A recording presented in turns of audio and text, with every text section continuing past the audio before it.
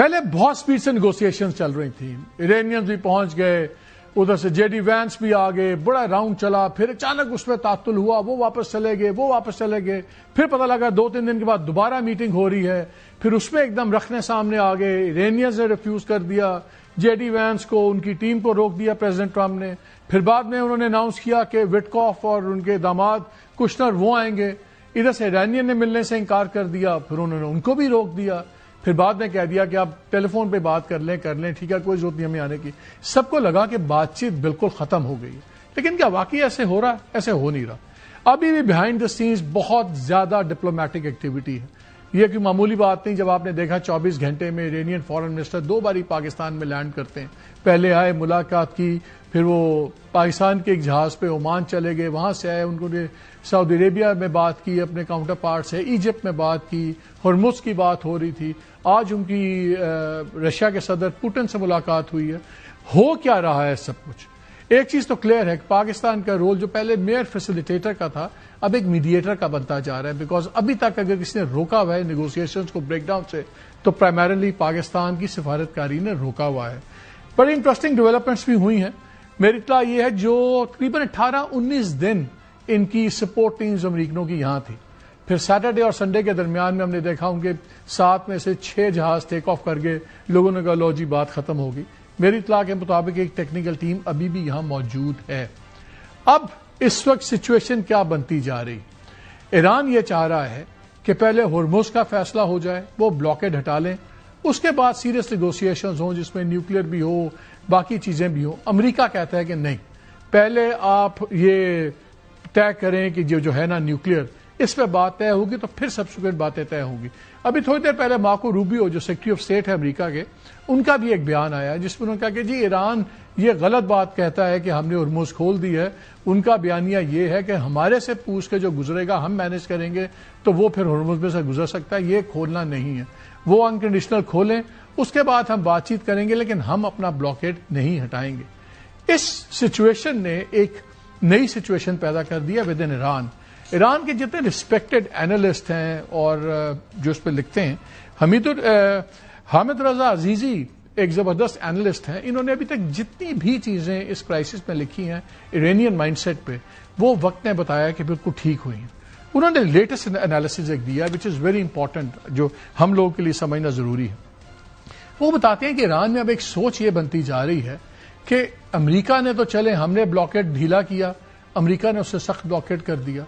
اس وقت پہلے جنگ میں دونوں کا نقصان ہو رہا تھا، ہمارے پہ تو جو تباہی آئی سو آئی، ان کا بھی روز کا $1 بلین پلس خرچہ ہو رہا تھا، ان کے 13 جوان بھی مارے گئے، ان کو آ رہے ہیں ہر طرف سے، اور پوری دنیا لان تان کر رہی تھی امریکہ پہ کہ یہ کر کیا رہا ہے۔ اب جو سیز فائر ہو گیا ہے تو ون سائیڈڈ نقصان ہو رہا ہے ایران کا، ایران کی شپنگ بند ہو رہی ہے، ایران کا تیل روکا جا رہا ہے، ایران کی امپورٹس روکی جا رہی ہیں، اور اس کے بدلے امریکہ کا کوئی نقصان نہیں ہو رہا۔ ان دا مین ٹائم امریکہ نے اور فوجیں بھی وہاں بھر لی ہیں، 3 ان کے کیریئرز ایک ہی جگہ جہاز بردار جو کیریئرز ہیں، یہ پچھلے 23 سال میں پہلی دفعہ ہوا ہے کہ ان کو تینوں ایئر کرافٹ کسی ایک وار تھیٹر کے اندر ہوں۔ جو پہلے 35,000 لوگ تھے وہاں 50,000 سے زیادہ لوگ ہیں۔ اب سچویشن کیا ہو گئی ہے؟ ایران یہ کہہ رہا ہے کہ یہ جو ایوننس تھی جو ہم نے ان کو برداشت کیا، ان کی تمام ہم نے تباہی اپنی برداشت کی، لیکن ہم نے ان کو ملٹری طاقت نہیں ان کی سپریم ہمارے پہ ہونے دی، لیکن اگر یہ سیز فائر ایسے ہی چلا جس کا اینڈ ریزلٹ سامنے نہیں ہے تو پھر تو الٹیمیٹلی ہمارا ہی نقصان ہوگا۔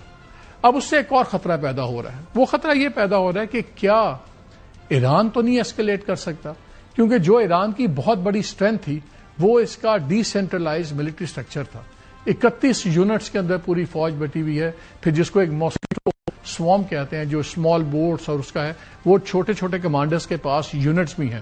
بہت سے ایکسپرٹس کا خیال یہ بھی ہے کہ اگر حالات زیادہ خراب ہو گئے اور ایک آدھے یونٹ کمانڈر نے بھی اگر موٹر بوٹ سے کسی امریکن بوٹ پہ حملہ کر دیا تو بات کہیں چلی جاتی ہے۔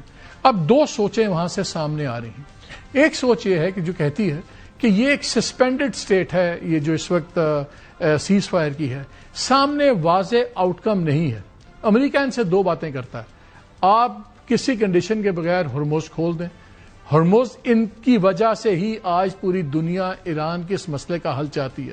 اگر ایران نے ہرمز نہ روکا ہوتا اور امریکہ نے یہی تباہی کی ہوتی، اسرائیل نے یہی تباہی کی ہوتی، کسی نے نہیں پوچھنا تھا۔ اسرائیل نے جب حماس کے ساتھ کیا، غزہ تباہ کر دیا، کسی نے نہیں پوچھا. لبنان پہ سوائے مذمتی بیانات پہ کوئی نہیں بولا، کیونکہ ان کو فرق نہیں پڑتا.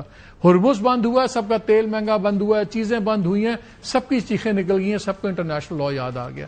تو ایران نے جب ویپنائز کیا ہرمز کو تو پوری دنیا اس جنگ میں انوالو ہوئی. اگر ایران کا خیال یہ کہ ہم کھول دیتے ہیں تو دنیا کی پھر لا تعلقی ہو جائے گی. اور ایران کا آرگومنٹ یہ ہے کہ یہ کیسے ہو سکتا ہے کہ دنیا کی تمام چیزیں گزریں یہاں سے اور ہماری چیزیں نہ گزریں. سو امریکہ کہتا ہے آپ یہ کھول دیں انکنڈیشنلی، اور آپ انکنڈیشنلی یہ نیوکلیر پروگرام جو ہماری شرائط ہے اس پہ طے کرتے ہیں. یہ دو باتیں بہت بڑی ہیں. لیکن ایران میں اب ایک اور مسئلہ بھی ہو رہا ہے. جب یہ ایگریمنٹ اوپن اینڈڈ چل رہا ہے تو وہاں پہ یہ سوچ بھی آ رہی ہے ہائی لائنرز کی کہ پھر تو جو ہے ڈبیٹ ان چیزوں پہ بھی آ جائے گی. وہاں بھی مہنگائی ہے، وہاں پہ بھی ان امپلائمنٹ ہے، اور جب بم چل رہے ہوتے ہیں، ایک جنگ چل رہی ہوتی ہے تو لوگ اس وقت ایک جنگ جیتنے کے ماحول میں ہوتے ہیں. جب یہ سسپینڈڈ فیز ہو جاتی ہے تو ایک نارمل سی لائف شروع ہو جاتی ہے، تو پھر یہ مہنگائی کی باتیں، حکومت کی کارکردگی، تو جس کو وہ ایک ہم بولتے ہیں نا railing around the flag feature, وہ جو ہے بہت زیادہ ڈینٹ ہوتا ہے. تو ان کو ایک بیلنس کریٹ کرنا ہے between negotiations, between their ability to respond to America, and third کہ انٹرنل اسٹیبلٹی. سو ایران میں یہ بڑی سوچ بنتی جا رہی ہے. تو خطرہ اس بات کا بھی کئی لوگوں کا ہے کہ امریکہ پہ تو سارے کہتے تھے جنگ دو شروع کر سکتا ہے.